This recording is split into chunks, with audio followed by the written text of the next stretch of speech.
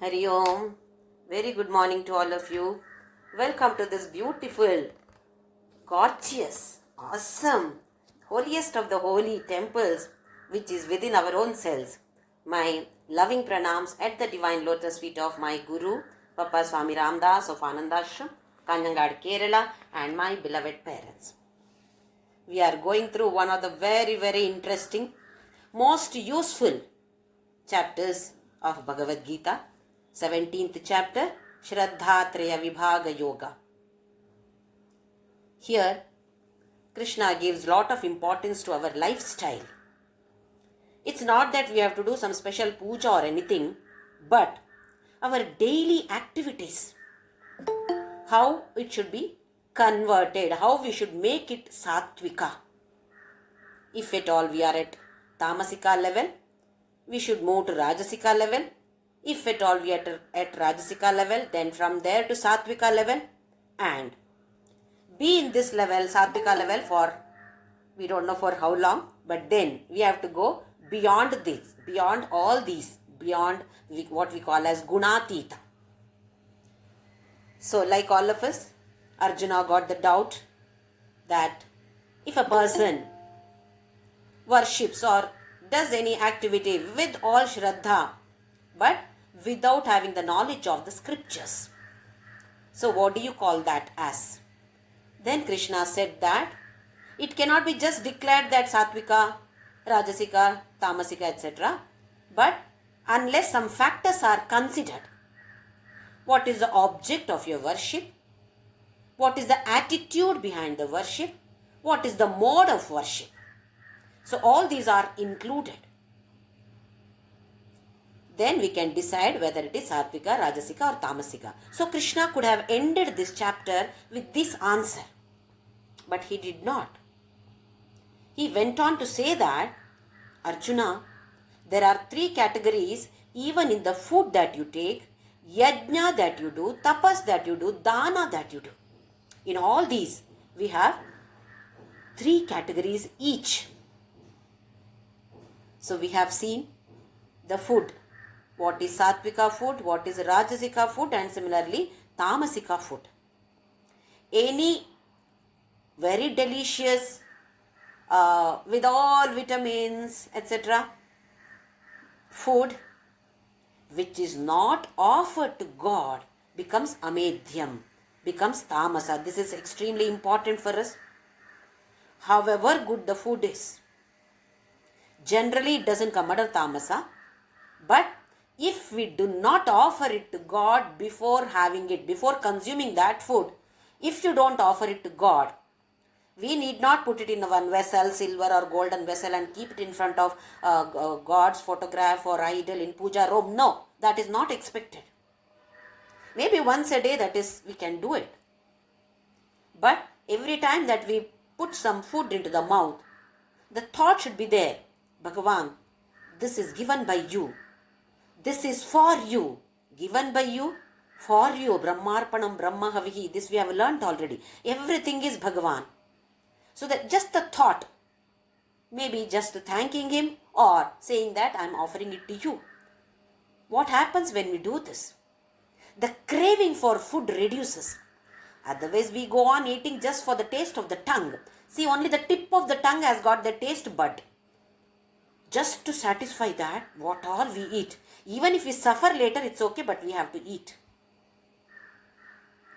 So when we offer like this to God, the craving reduces. That's what the Shastras say.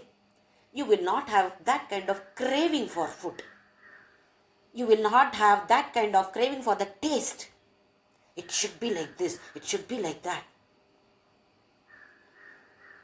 So, any food that we take, if at all we offer it to him before consuming it, definitely that comes under sattvika. So this is extremely important for all the sadhakas.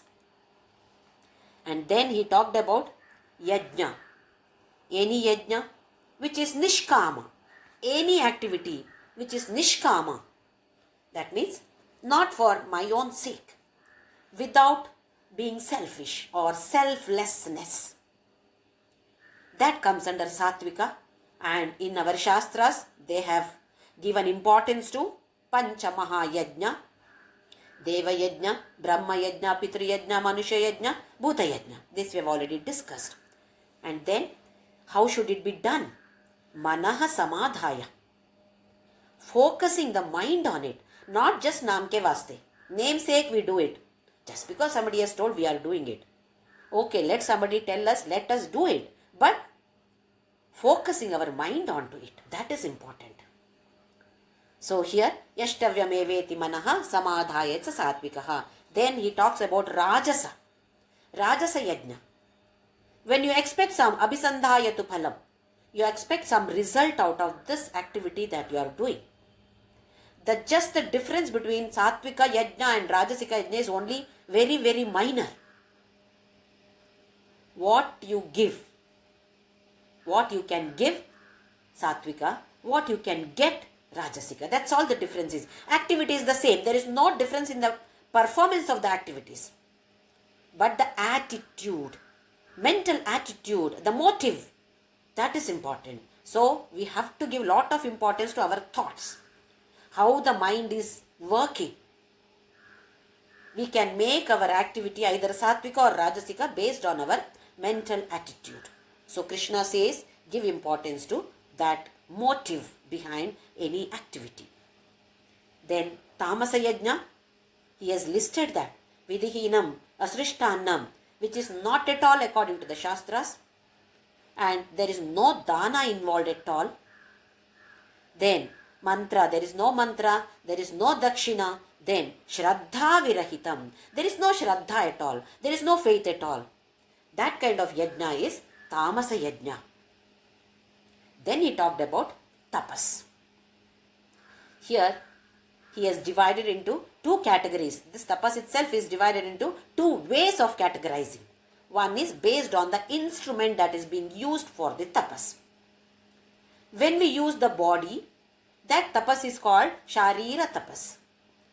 When we use our tongue, the karmendriya, the organ, sense organ, that is called as Vak tapas. And when we use our mind, it is called Manasa tapas. Sharira tapas is the easiest among all these because it is very gross, making use of our body. Since body is gross, this tapas is considered to be the easiest. And the next one is Vak tapas. It is subtle. This particular sense organ is subtle. So the tapas which is being done with the help of this kind of speech, we call it as Vak tapas. It is supposed to be tough. Then last one is Manasa tapas, which is the subtlest, which is the toughest. So we have seen Sharira tapas, shloka number 14. In this, Krishna gives lot of importance to rituals. Deva Pujana, Dvija Pujana, Guru Pujana, Prajna Pujana. He is giving importance to rituals. Many of us may say that I am not interested in rituals. Why do we need rituals, or why is it prescribed in our Shastras? If at all there are no rituals, we will become very lazy. Once a jnani comes to that level, sadhaka comes to the level, then if the person is not performing any rituals also, no problem, well and good. Whereas until then, we have to do these rituals. At least minimum amount of rituals. Little bit of puja, arti, naivedya, or whatever gives joy. So Krishna gives importance to rituals. Our Shastras give importance to rituals. Deva Pujana, in whatever way we can do. This takes us from the Tamasa Guna. Makes us go away from Tamasa Guna, at least to Rajasika Guna. Doing some activities. That means we are at the Rajasa level. But better than Tamasa level. Tamasa is always being lazy. So when we don't do any rituals, we become really lazy. At least when the rituals are there, we get some interest and we are active. So at least to come to the Rajasa level, it is important to follow the rituals. Even a jnani can perform the rituals. It's not banned that if you are a jnani then you should not do any rituals. Nothing of that sort. It is up to the individual. The individual gains happiness by performing rituals, well and good. But if you are at tamasa level, then rituals is compulsory. That is what is karma kanda. So here he said Deva, Dvija, Guru, Prajna, Pujana. Then Brahmacha, Shaucham, Archavam. Cleanliness and Archavam. The thoughts, the words and the actions should be in harmony. That is Arjavam. Then Brahmacharyam, Ahimsacha. Here Brahmacharya is for a Grihastha-ashrami. It's a single spouse. Whereas for all the other ashramis, it is celibacy. For a Grihastha-ashrami, celibacy is not expected. Then here it is Ahimsa. The moment we say Ahimsa, we feel that, oh, yes, I am following that. Because I am not hitting anybody, I am not kicking anybody, I am not fighting with anybody, with my body. So we may think that I am follower of Ahimsa. What about some of the items? After usage, you simply throw it. This also is Himsa. We must use all the items in a gentle manner. Once our job is over, we simply throw it, even a book. You see, most of us throw the books then. Once reading is done, simply throw it here. Or mobile, throw it here and there and go. That same phone we have been using, rather that is the best companion now for all of us. Every time keep on looking at it. Any messages come. But how do we treat that? We throw it somewhere and go. That also is Himsa. That is not handling the inert items properly or gently also comes under Himsa. Now we have to question ourselves. Am I follower of Ahimsa or Himsa? So it is for us to analyze. Then in Shloka number 15, he talked about very, very important issue for us about Vak Tapas. 4 factors that we have to check before opening our mouth. Anudvegakara. Whatever I speak should not create any agitation in the minds of the other person. There must be 2 people. If somebody is speaking, somebody is there to listen, isn't it? So in the other person, the mind should not be agitated because of my talks. That means I should talk in such a nice manner. It should be pleasing. So here he says, Satyam, it should be truthful. Priyam, it should be liked by the other person. Hitam, it should benefit. It should be pleasing as well as benefited. The speakers come under 3 categories.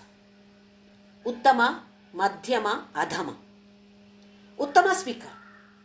If you are a very good speaker, the person who is listening to is benefited by that, as well as the person, the speaker, whoever is speaking. The person who speaks, the person who listens, both are benefited by this talk. Then such a speaker is Uttama speaker.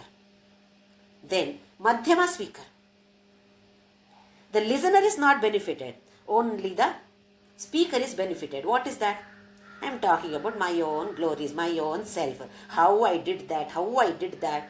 Isn't it? There are so many people self-boasting. Wow, I have done like this. If anybody talks anything, then they have to say that they have done something more than that. Oh, you have done this much. I have done more than this. Just to show that I am greater than you. What benefit is there? Benefit is my ego is boosted up. That's all. So this is Madhyama.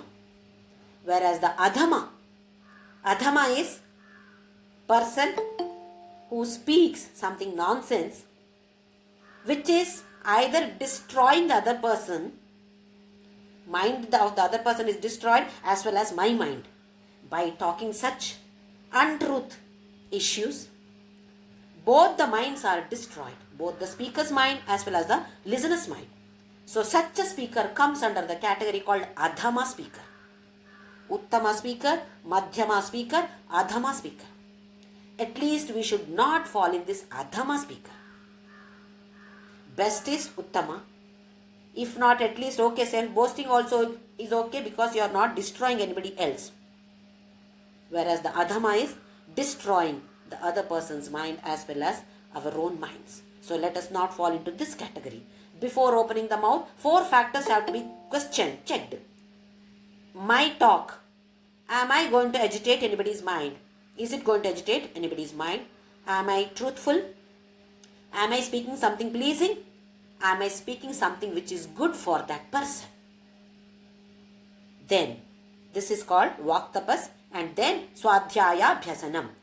Swadhyaya, even chanting, because we are using that organ.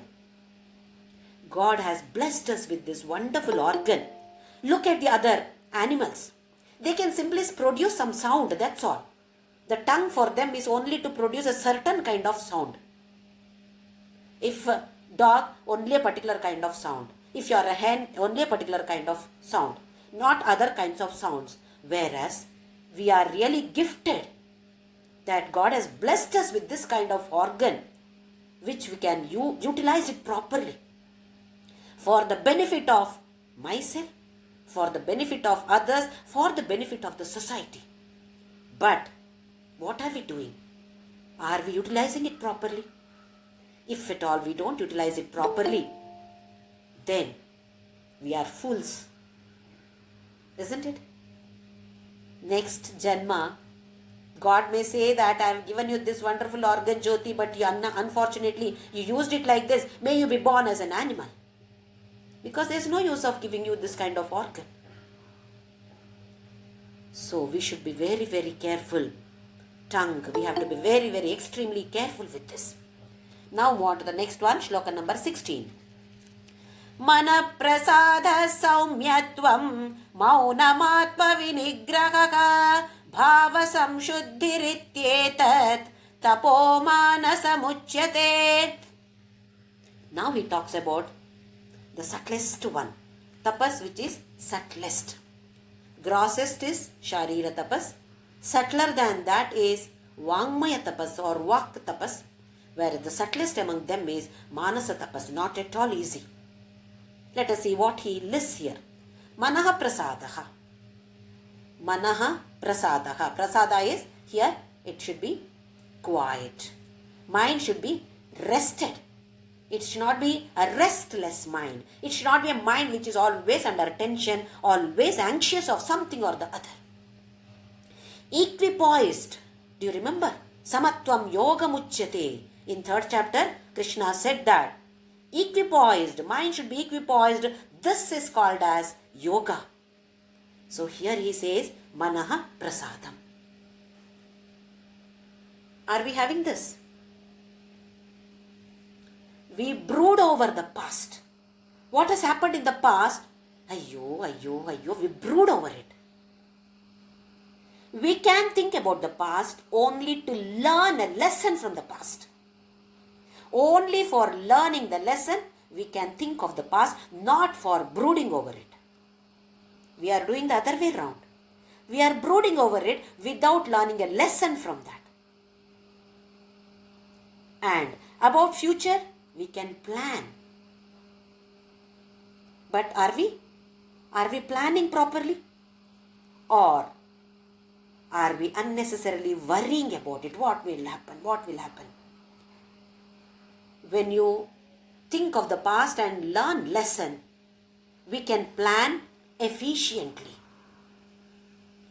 If we don't learn from the past, no lesson learned from the past, but simply brooding over it, then definitely you will be worrying about the future too. You will be anxious about the future. When you are anxious about the future, efficiency of the present comes down. Efficiency comes down. So obviously, work is not good then. Not up to the expected mark. So it's not that we should not think of the past. We can think of the past only to learn lesson. And it's not that we should think of the future. We should plan for the future.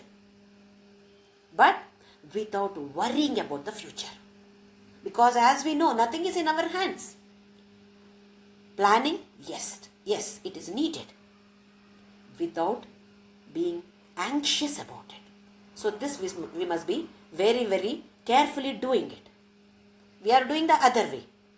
We are brooding over the past, not learning any lesson from the past incidents, and so we worry about the future because there is no proper plan for the future then. So efficiency comes down. Then the goals will not be met definitely. So he says, Manaha Prasadaha. Then, Saumyatvam. Saumya is gentleness. Gentleness in thoughts. Why is this important? If you are gentle at thoughts, words will be gentle. Action will be gentle. When the mind or the thought is not gentle, then words are also harsh. Activities also harsh activities, not good activities at all, because they are all connected. Whatever you think, the words flow down. Whatever words, whatever thoughts are there, the same activities take place. So we should be very, very careful in having this gentle thoughts. Anytime any negative thought enters, then we should be able to read that. This is negative. This is not good for me. I should not encourage it. What do you mean by encouraging? Going on thinking about it again and again. Then that gets momentum here. That is fixed over here like cemented. Gets cemented over here. That's what we mean by saying don't go behind that thought. If you keep on thinking I should not get this, I should not get this, you will get that only. When that kind of thought comes, don't go behind that thought. So this is about being gentle. This is what happens when we sow a seed. A good seed is sown. Then that becomes a plant. So that seed is nothing but our thought. Good thought becomes a plant. Plant is nothing but our words. Then it becomes a huge tree. Tree is nothing but our actions or the activities that we perform. So how important it is to sow a good seed. Same way, very, very important for us to have good thought. Gentle thought. Not to hurt anybody. Even in thoughts we should not hurt anybody. That is what is Manasa Ahimsa. So here, Saumyatvam. Then Maunam. Maunam is one way, not talking. Not talking to anybody. But this is not about, Krishna did not talk about this Mauna in Vak Tapas. If at all it was only silent of not talking, he would have talked about it in the 15th Shloka, Vangmaya Tapas. He did not talk about it in Vangmaya Tapas, but he talks about it in Manasa Tapas. What does it mean? Mind always thinking about something or the other, deliberately thinking. Here Maunam means no deliberate thinking. You are not deliberately thinking. You are trying to keep quiet. The moment you say silent, I want to keep quiet, so many thoughts come, isn't it? This is what I have experienced. Whenever I think that, I should meditate or think without thinking anything, simply sit. Then a picture, movie runs over there. Then, what exactly is this Maunam? Let it come. Let us not give focus to that. We should not deliberately bring any thoughts, but if it comes, it will come because of our vasanas. We have been carrying this kind of vasanas for millions of births. So how will it go? So soon. It takes time. It is tough. But we can always try. We should try. Not can, we should try. Sit quietly. If there are any thoughts, then let the thought come, let the thought go. We need not judge that this is good thought, this is bad thought, nothing. Simply let it move. Let us not give any focus to it. This is what is meant by Maunam. No deliberate thinking. If at all any thoughts are arising, then don't focus on that. Whether it is good or bad, we need not judge. At that moment, we need not judge because we are following Maunam. We simply are not focusing, it's only a witnessing, what we call as Sakshi Bhava. Not easy, but definitely all of us must try at least for 1 minute in a day. If possible, then move on to next 1 more minute like this. Why not we all try? We should not simply say that, no, that I cannot do. At least for a minute in a day, out of 24 hours, at least 1 minute, let us all try whether it is possible. So this is Mauna. Then, Atma Vinigraha. Here again, Atma is not that Jivatma, Paramatma. Here Atma is mind. Disciplining the mind. Mind wanders here and there, but we have to discipline that. So here, Atma Vinigraha, like what he said, Daivi Sampat. Try to inculcate Daivi Sampat. Keep on training the mind. No, this is not what is expected from you. This is what is expected. This is what Krishna has told in Daivasura Sampat Vibhaga Yoga. How can you behave like this? We have to train the mind. Uddared Atmanatmanam Na Atmanam Avasadayet. He has told this in 6th chapter. Give a lot of importance to that mind. What is mind? It is simply flow of thoughts. If there are no thoughts, there is no mind at all. For a jnani, that is what happens. No thoughts, so no mind. So they say mind is blank. For us, it is not possible. It is possible maybe for a fraction of a second or a minute or so. But slowly we have to practice like this. Anything needs practice, isn't it? Whether it is singing or dance or anything. We have to keep on practicing. Then only we become expert in that. So this also, all of us must try and then keep on practicing it. Then, Bhava Samshuddhihi. The motive, the attitude behind it. Krishna has been giving importance to this particular, purity of that attitude. Purity of motive. Bhava Samshuddhi. What bhava you are getting? Shuddhi. Purify that. The action itself is not important. The attitude behind the action is extremely important. God is not interested in our actions. God is interested in our motive behind the action. I have narrated one story long back many times, not once or twice, many times. I would like to narrate that story once again. There was a couple who were very much devoted to Shiva. Husband was a Purohit in a temple, and wife also used to perform Abhisheka, etc. So one day when they were performing Abhisheka to Shivalinga, to Shiva, they were doing it. Just then, a very poisonous spider fell on the Shivalinga. The moment spider fell, the wife just spat, put her saliva and removed her saliva from the mouth and put it on Shivalinga. Then husband was furious. How can you do this? What do you think of yourself? The wife was pleading, listen to me. Husband was not interested in listening at all. So immediately you said, God of my house, I don't want you anymore as my wife, neither as my wife, nor you should stay in my house. Just get out of the house. She was pleading, begging him, listen to me. No, he was not ready because he was so angry.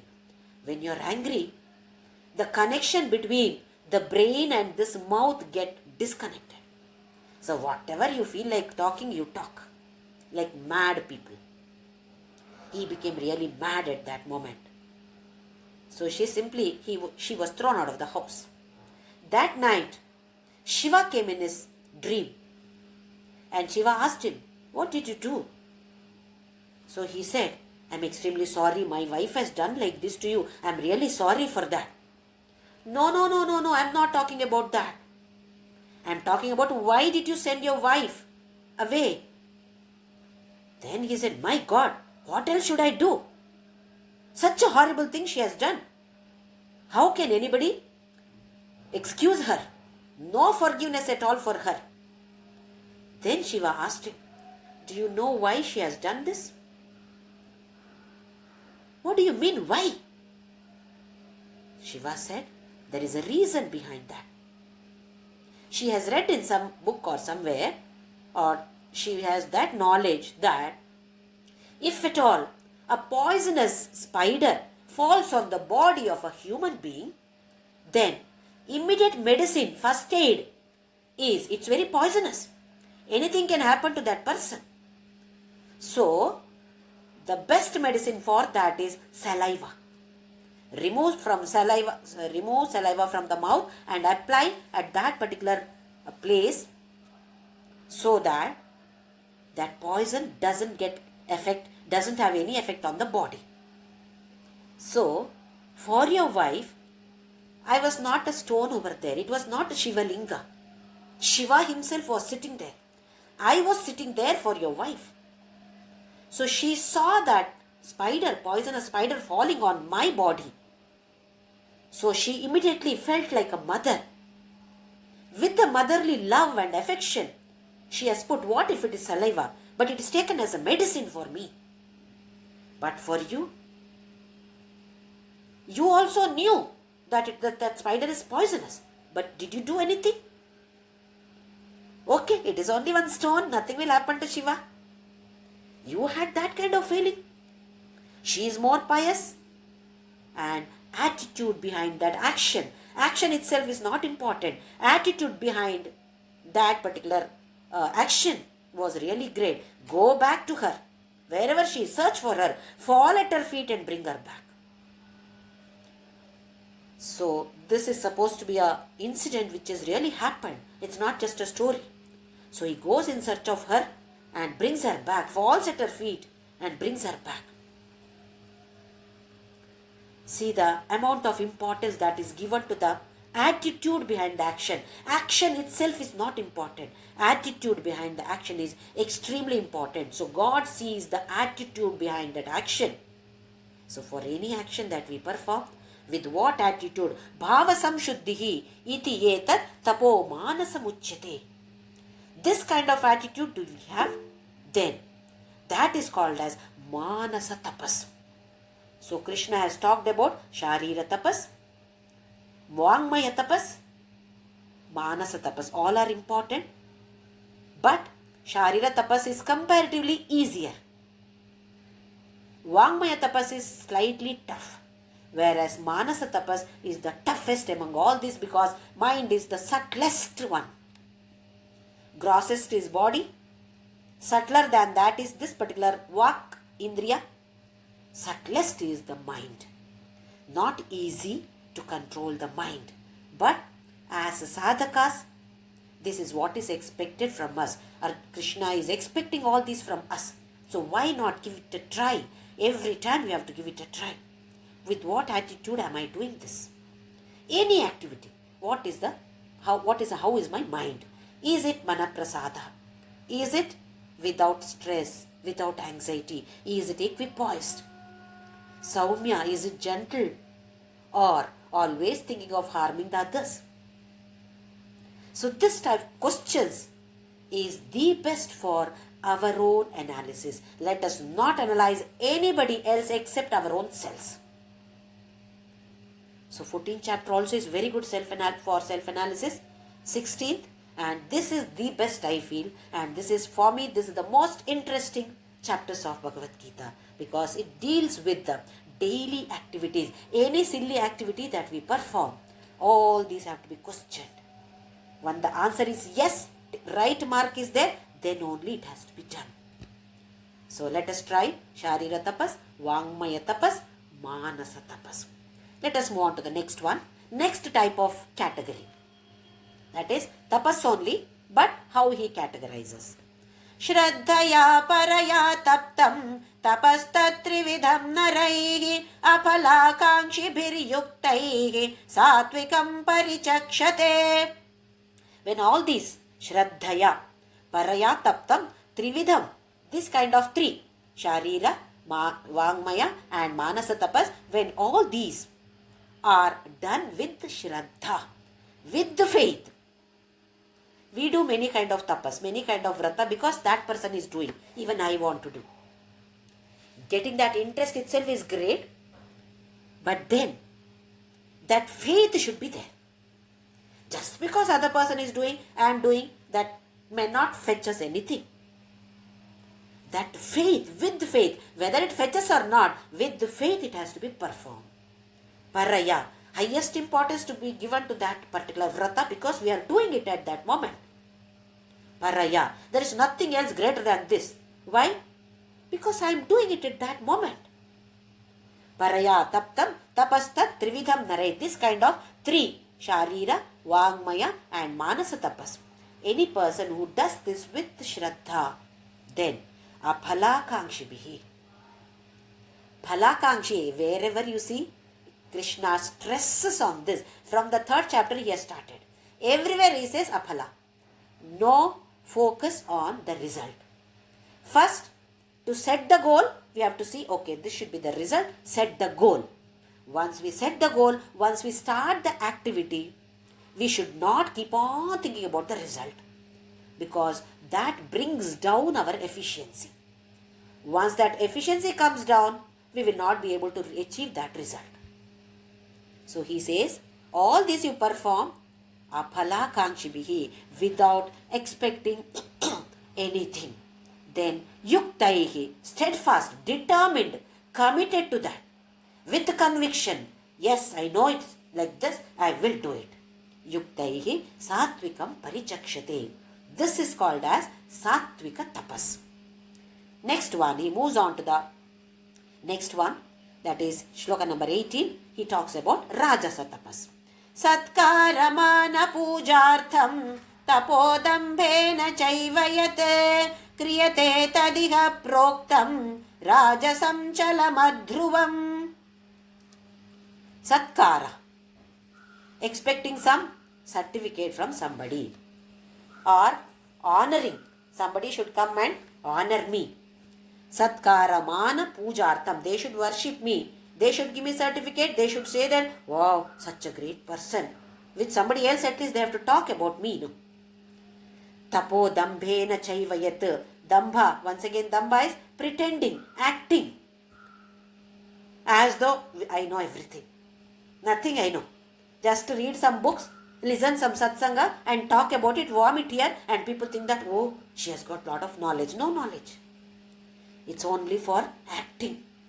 That people should think that, oh, she has got so much of knowledge. Kriyate tadiha proktam. This kind of tapas comes under rajasam. Rajasa tapas. What are the disadvantages of this? Chalam adhruvam. Adhruvam. It is uncertain. What guarantee that people are going to give me certificate? Today they may give me certificate. Tomorrow they will not give. Then what happens? Then I will feel bad. Array, today they said that, wow, your satsanga your speech was very good. Tomorrow if they don't say, then, yo, they didn't say it today at all. Because I'll get used to it. I'll get addicted to it. What used to? Addicted.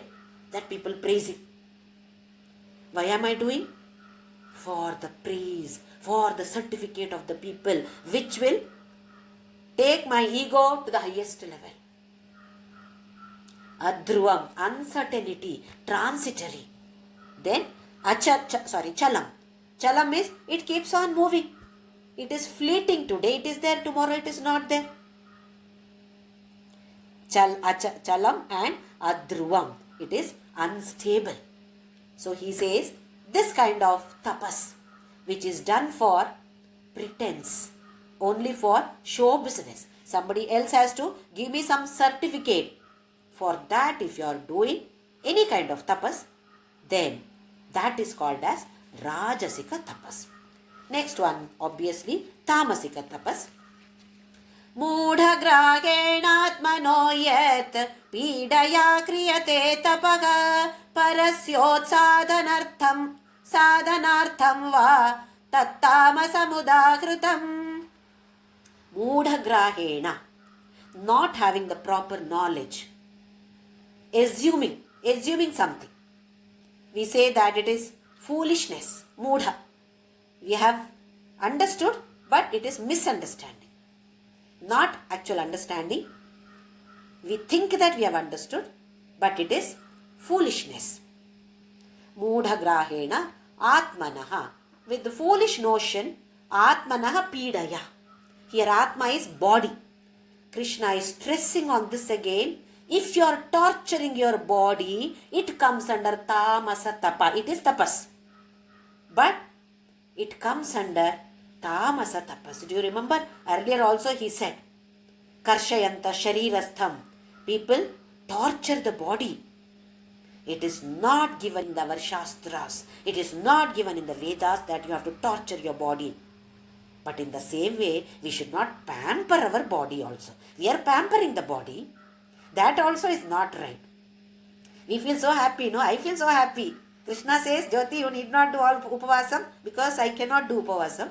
So I am very happy Krishna says that. But at the same time, the other side also is there. Don't pamper the body. Don't become slaves of your sense organs. That is also there. So he says here, Atmanaha yat pidaya kriyate tapaha. They are doing tapas. Not doing anything. This at least you are doing something. So not doing any tapas and this tapas, definitely this tapas is better because you are doing something. Isn't it? But Krishna says here that comes under tamasika tapas. If at all you are torturing your body. We see in so many places, no? Piercing the tongue, Trishula, they take it through the tongue, through the body. They put all over the body hooks and they pull some chariot. So many ways are there. So many different ways they do it. They may derive joy out of it, I don't know. But Krishna here says that whoever tortures here Atma means it is body. Because torturing the Atma is not possible. Atma can never be tortured. Here, see, remember this word Atma comes many times in Bhagavad Gita, but based on the context, the meaning varies. Sometimes it is body, sometimes it is mind, sometimes it is that Atma, soul itself. So based on the context, we must be able to understand it. Kriyate tapaka, this is tamasa. Then, next one is parasyot sadhanartham va, which is done for the destruction of others. One is, I don't know anything, so I am doing something. What I have understood, misunderstood, I am doing something by torturing the body. That is tamasa. That is one. Another one is, if at all I am doing any tapas for the destruction of others. That also comes under tamasa. We have seen in so many Puranas. Why take the example of Mahabharata? Amba felt very angry with Bhishma. So she did the tapas. What for? Again, one more birth she has taken as Shikandi. Why? To kill Bhishma. Tit for tat. What he has done to me, he has not got married to me. He rejected my offer. So I should kill him. What about Drupada Maharaja? He did tapas. Drishtadyumna was born. Draupadi came. Drishtadyumna also came out of fire. What for? To kill his own friend Dronacharya. Drishtadyumna only finally killed Dronacharya. See the way the tapas were done. Mahabharata is full of tit for tat only. Of course, Bhagavad Gita is there for us. But see, the kind of tapas that they used to do. All the Rakshasas, they used to perform for thousands and thousands of years. Ghora tapas they have done. When God appeared, what were they asking? First one was, nobody should be able to kill me. First is, there is no death for me. That God will not accept. He will keep some loophole somewhere. Like how Hiranyakashipu. Neither man nor woman, not animal, not in the morning, not in the night. Then not inside the house, not outside the house. So Bhagavan got a loophole in that also, and he came in the form of Narasimha. Or any other Rakshasas. No death or some power they would ask. Then first go and attack Indra. Take that seat and all these Apsaras. They should become their slaves.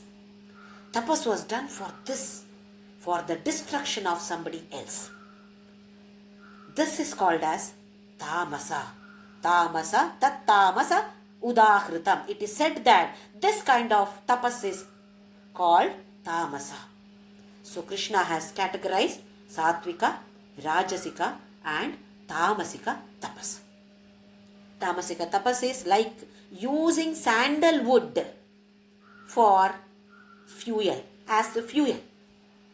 Just like how any other wood is being used to light some fire. Sandalwood is being used that.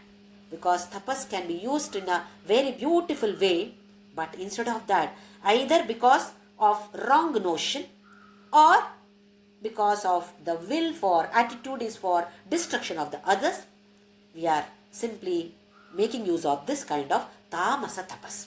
So we have to be very careful. We must understand from nature, tree, observe a tree.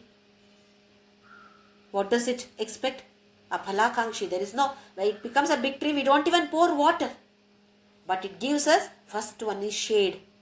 Then variety of leaves. You take vilva patra. We worship that leaves.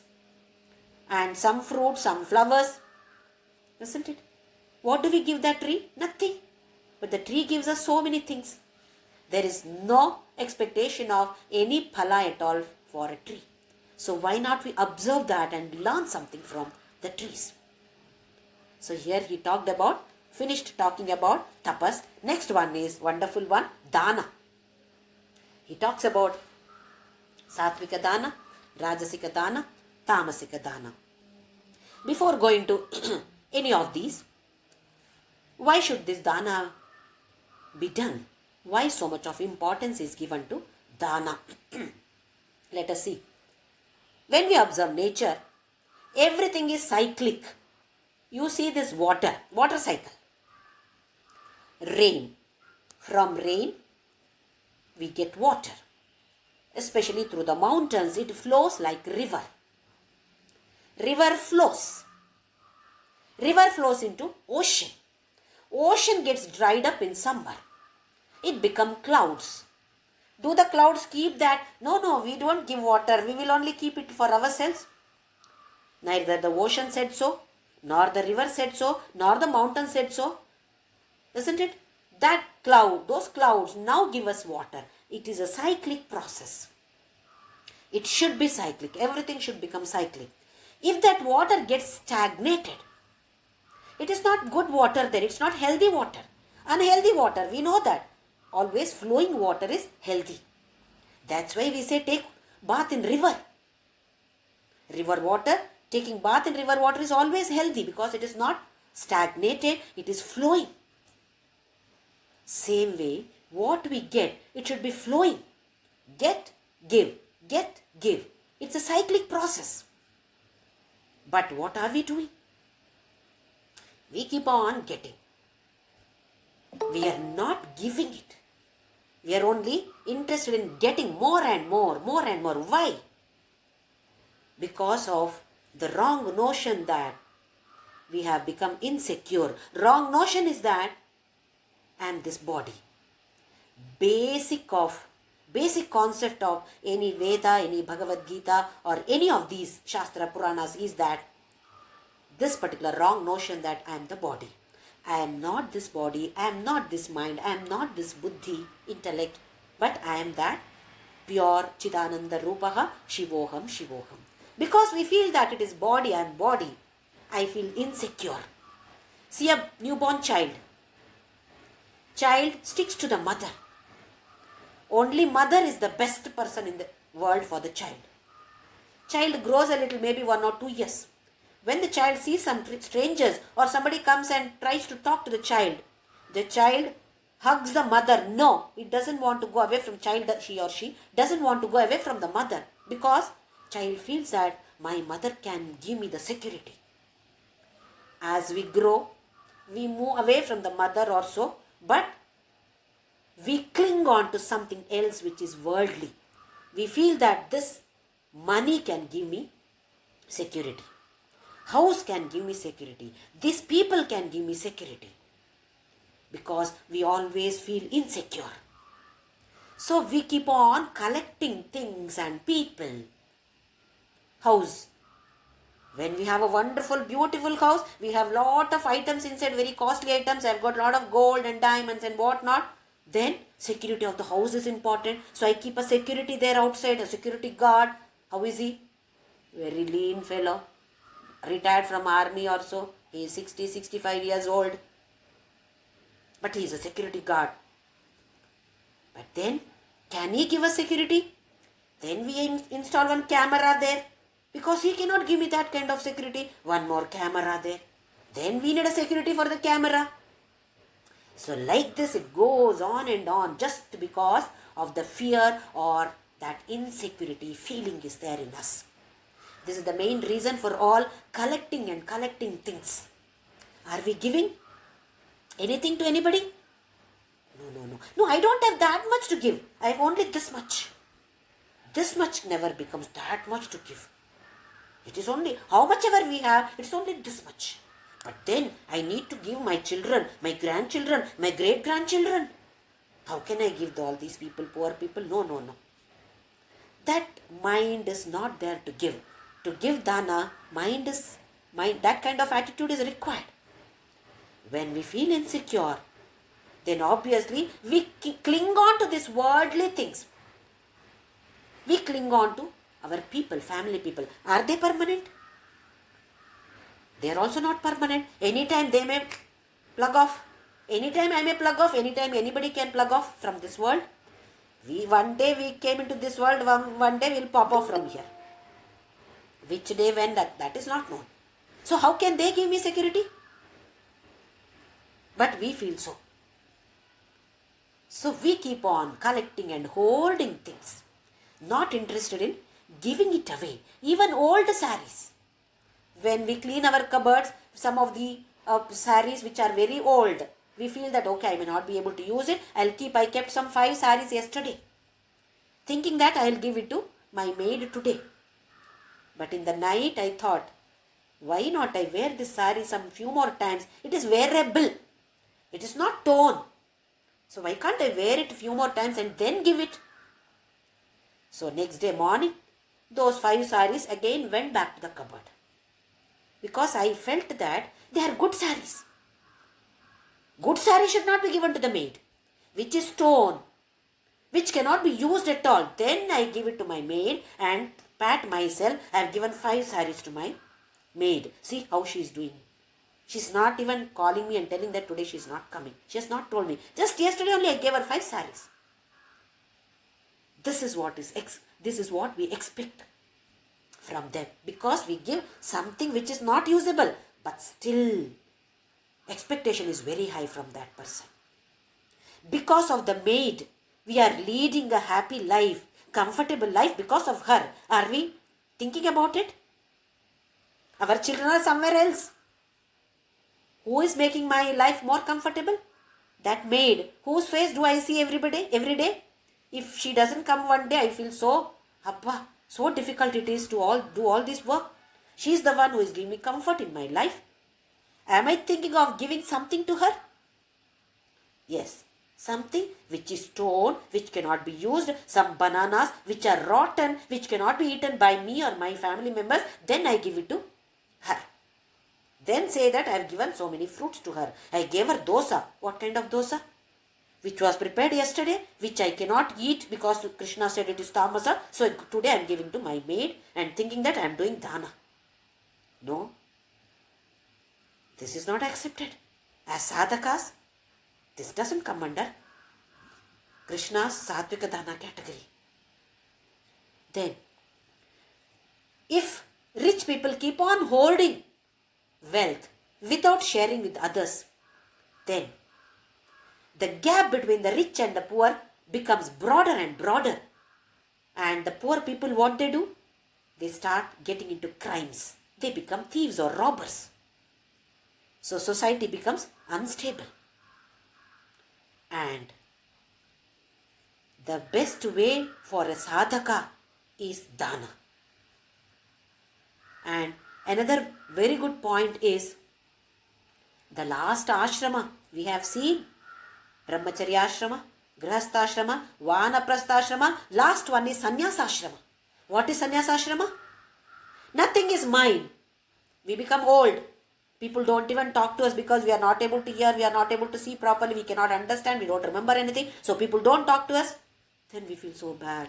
Nobody is talking to me. Nobody is giving any importance. Be happy, nobody is giving importance. Time is there for your own self now. At least now. So, think that this is not mine. I am not the owner of this is sannyasashrama attitude. I am not the owner of this.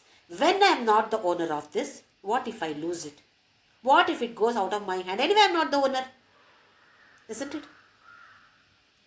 Bhartrhari, in his Vairagya Shataka, he has written Niti Shataka, Vairagya Shataka, wonderful shlokas, 100 shlokas about Niti, about Vairagya. He talks wonderfully about it in that Vairagya Shataka. He thanks the body for making me sit in this body, this vehicle, for all these years and making me move forward in the spiritual path. Without you, he is talking to the body, without you, I wouldn't have been able to move forward. But this is the gift that God has given me. And it's his duty or his right to take it back whenever he feels okay. I'll take you back. Yes, take the body back. But I would like to thank you. Thank whom? Thank that body.